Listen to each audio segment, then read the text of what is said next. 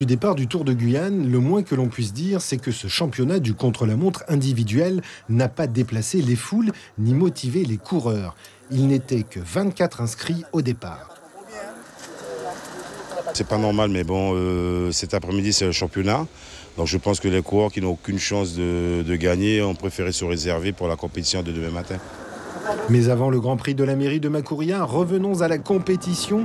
Un parcours de 18 km avec du plat et un vent de face entre Le Galion et Stoupan pour terminer par un final vallonné et une ligne d'arrivée dans le bourg de Roura.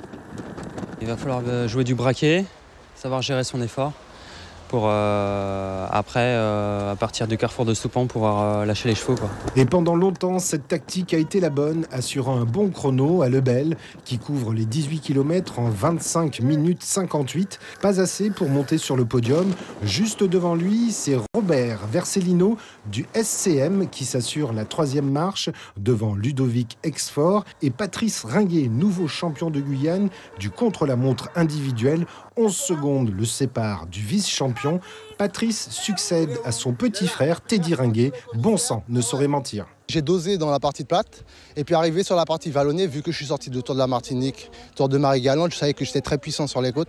Donc j'ai accéléré sur les bosses pour pouvoir faire la différence et puis conclure en beauté. On a une équipe qui, de manière générale, s'est très bien comportée.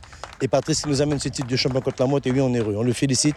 On félicite l'équipe du VCJ, on félicite le coach René Léon pour le travail qui a été effectué cette année.